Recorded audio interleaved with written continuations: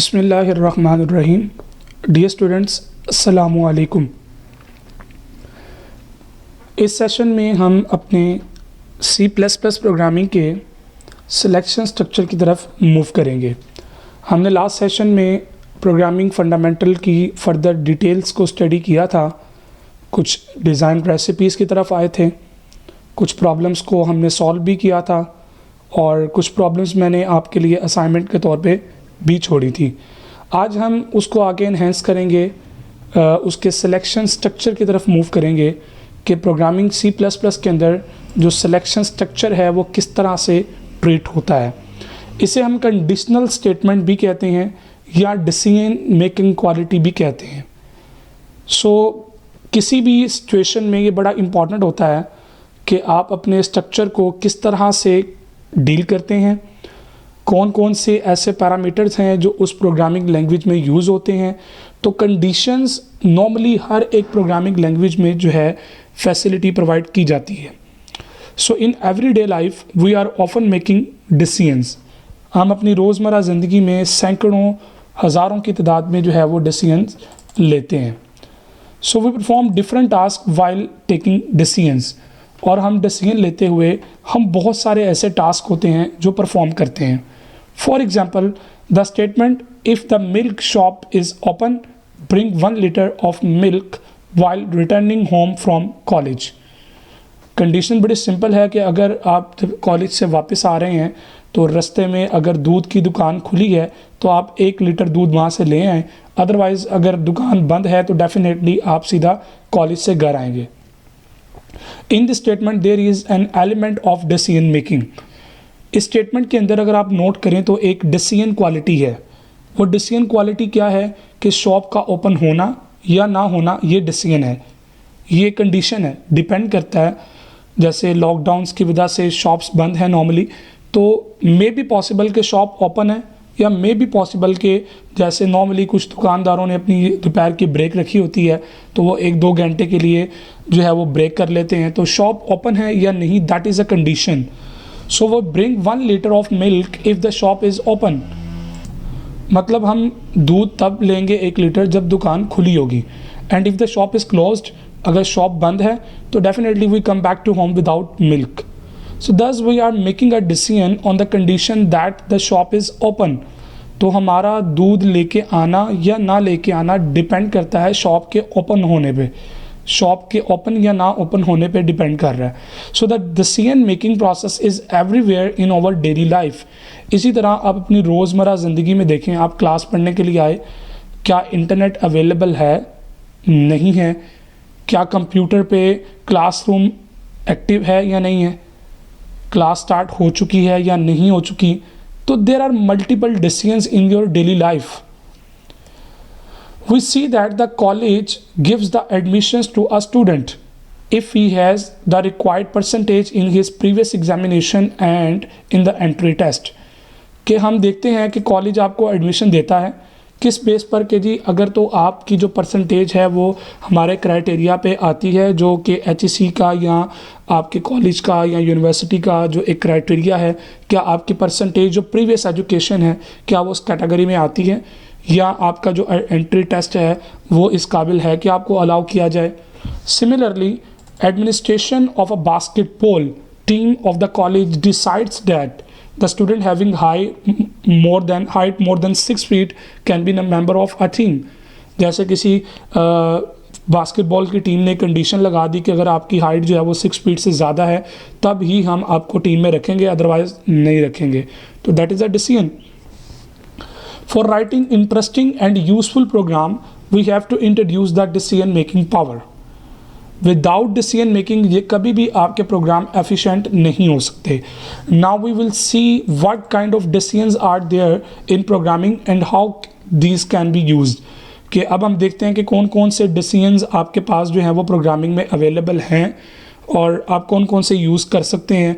तो every programming language provides a structure of decision making. जैसा कि मैंने शुरू पे भी कहा कि most of the programming languages जो हैं वो डिसीजन मेकिंग फीचर आपको अलाउ करती हैं ताकि आप अपने प्रोग्राम्स को डिसीजन क्वालिटी के ऊपर ले जाएं। C++ also provides this structure।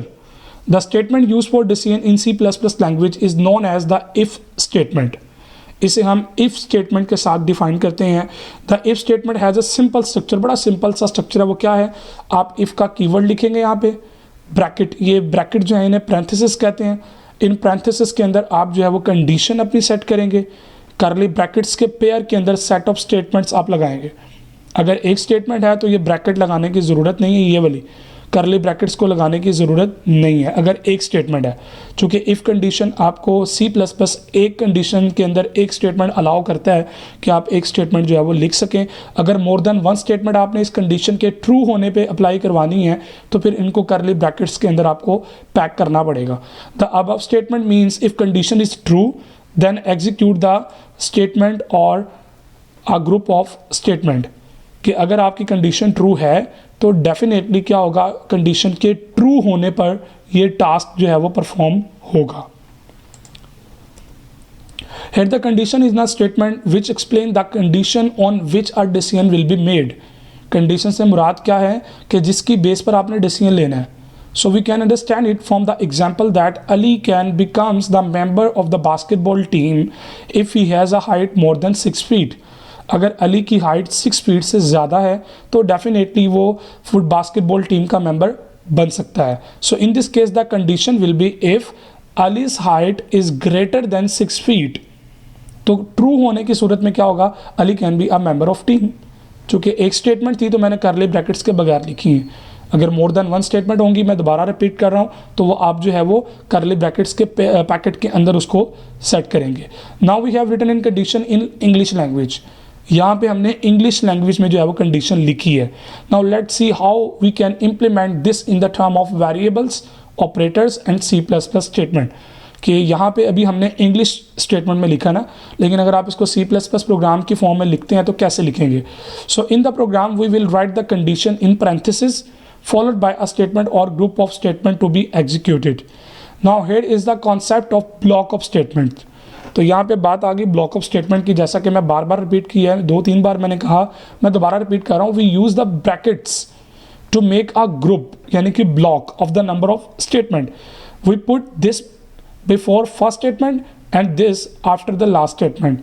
Thus if we have to do many things after the if statement, अगर हमें बहुत सारे काम इकट्ठे करने हैं स्टेटमेंट के बाद, the structure of if statement becomes as under like this, कि वो इस तरह के फॉर्म में, फिर आप ब्रैकेट्स की फॉर्म में इनको ब्रैकेट्स में ले आएंगे और वहाँ पे आप मोर देन वन स्टेटमेंट जो है वो लिख सकते हैं। Note the indentation of the lines and semicolons after each statement.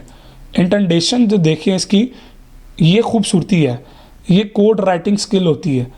आप सारा एक साइड पे भी लिख सकते थे, इट्स ओके, सारा लेफ्ट जस्टिफाइड भी हो सकता था, बट यहाँ पे इंटेंडेशन और semicolon after e statement, indentation जो है ना बड़ी इंपॉर्टेंट है।